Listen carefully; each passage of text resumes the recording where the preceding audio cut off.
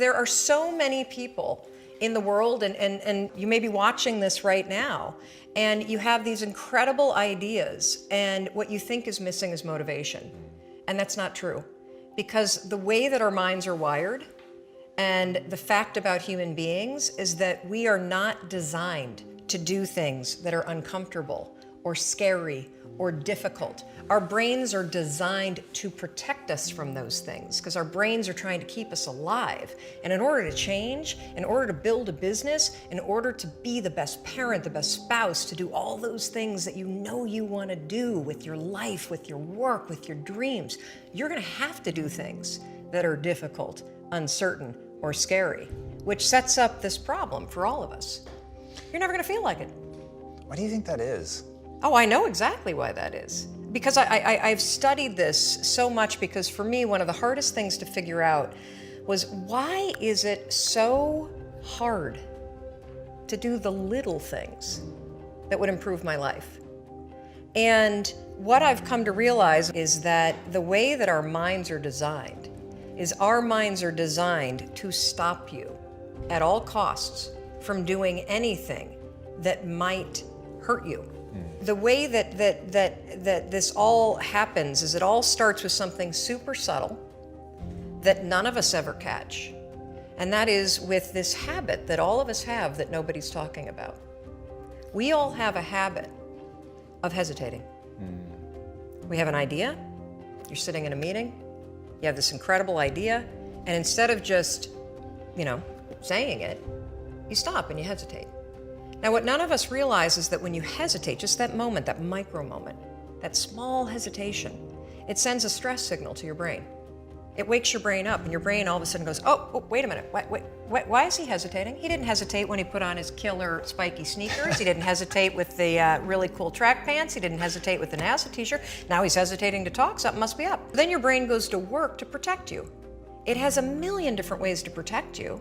One of them is called the spotlight effect. It's a known phenomenon where your brain magnifies risk. Why? To pull you away from something that it perceives to be a problem.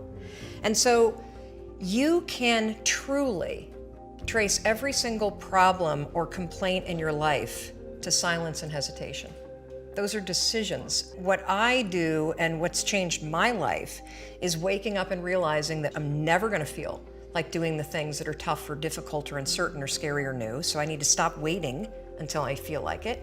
And number two, I am one decision away from a totally different marriage, a totally different life, a totally different job, a totally different income, a totally different relationship with my kids.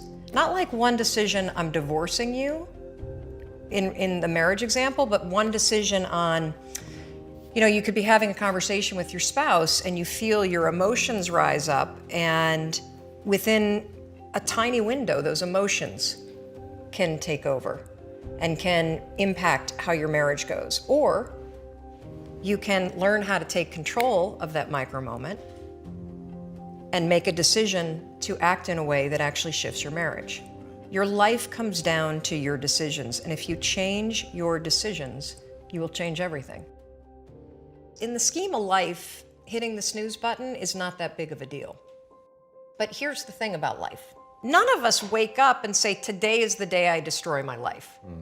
What we do is we kind of check out because it feels overwhelming, or we check out because we're afraid, or we check out because we start listening to self-doubt, and then we make these teeny tiny decisions all day long, and we don't even realize it. Decision to not get up on time, a decision to not eat the right thing, a decision to snap at your kids, a decision to not speak in a meeting, a decision to not look for a job, a decision to not deal with your finances, a decision to not call your parents, like whatever it is. All day long, these tiny decisions that take you so far off track. And then you wake up like I did, and you look at your life and you think, how the hell did I get here? And more importantly, how do I get back over there? And you have no idea. And so I was so trapped. And I know from your story, you felt the same way. Like you knew that there was more in store for you, but you couldn't figure out, how do you close that gap?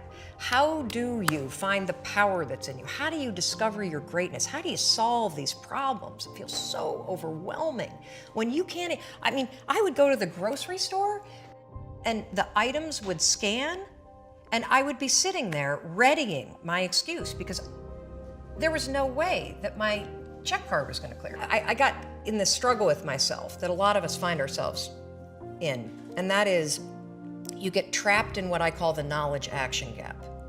You know what to do, but you can't seem to make yourself do it, right? I mean, every one of us is one Google search away from a list of instructions that if you follow any of them, it will change your life.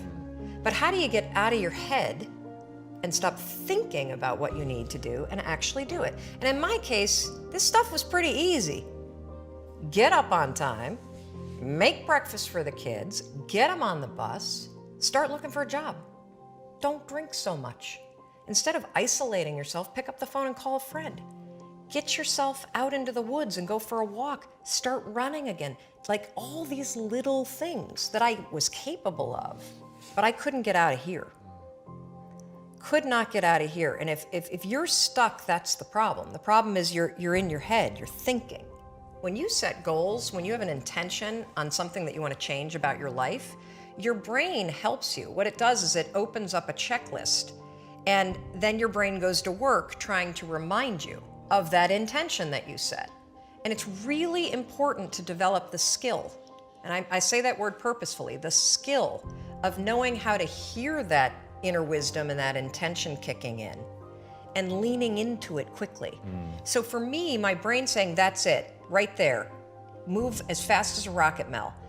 I wanted to change my life. And I think most people that are miserable or that are really like dying to be great and dying to have more, we want to change. We want to live a better life. We want to create more for our families. We want to be happier. The desire is there. Again, it's about how do you go from knowledge to action. So the first thing in this story that's important is realizing that the answer was in me. And my mind was telling me, pay attention. Anyway, the next morning, the alarm goes off, and I pretended NASA was there. It's the stupidest story. I literally went 5, 4, 3, 2, 1. I counted out loud, and then I stood up.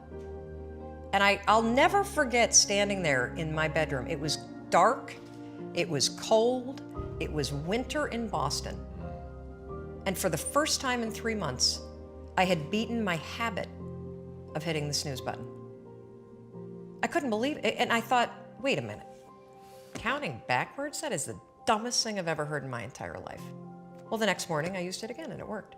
The next morning I used it again and it worked. The next morning I used it again and it worked. And then I started to notice something really interesting. There were moments all day long, just like that 5-second moment in bed, where I knew, knowledge, what I should do. And if I didn't move within 5 seconds, my brain would step in and talk me out of it.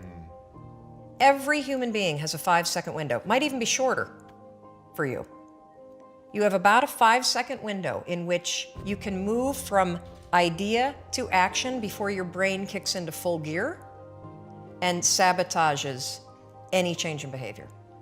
Because remember, your brain is wired to stop you from doing things that are uncomfortable or uncertain or scary. It's your job to learn how to move from those ideas that could change everything into acting on them. When you understand the power of a 5-second decision, and you understand that you always have a choice to go from autopilot to decision maker, everything in your life will change. You will be a different negotiator, you will be different in sales, you will be unstoppable in the gym, because you will realize the amount of garbage that you put in the way of your hopes, of your dreams, of your potential, of your confidence, of your courage. Everything comes down to the decisions that you make. We all know what to do. None of us know how to make ourselves do it. I started researching it. Why does something so stupid work? Why? Why does something so silly create such powerful and profound change? Well, here's why. The rule is a form of metacognition. Metacognition is a fancy pants term that means something real simple. You can outsmart your own brain in furtherance of goals. There are tricks that you can use that actually outsmart the tricks your brain plays on you in furtherance of a higher purpose. We all know this. You can restrain yourself if you're in a situation that calls for it. You can jump into a raging river to save your dog or your kid. You can direct yourself in ways if it's important to you. And so the rule, what it does is it does something really remarkable. When you count backwards, 5, 4, 3, 2, 1, what you're actually doing is you're interrupting what researchers call habit loops that get encoded as closed loop patterns in your basal ganglia. That's the part of the brain where your feelings, where your emotions, every habit that you have, which is nothing more than behavior that you repeat that you don't even think about. And so when you go 5, 4, 3, 2, 1, it interrupts what's going on here that's spinning without you thinking, and it moves and awakens your prefrontal cortex. So when you hit 1, your habit has been interrupted. So you've interrupted self-doubt. You've interrupted maybe snapping at your kids. You've interrupted the desire to grab for a drink. You've interrupted procrastination. You've also, by counting backwards, done an action. It's awakened your prefrontal cortex. That is the part of the brain that you need that's awake when you're changing behavior, when you're learning new things. When you hit 1, it's also a prompt.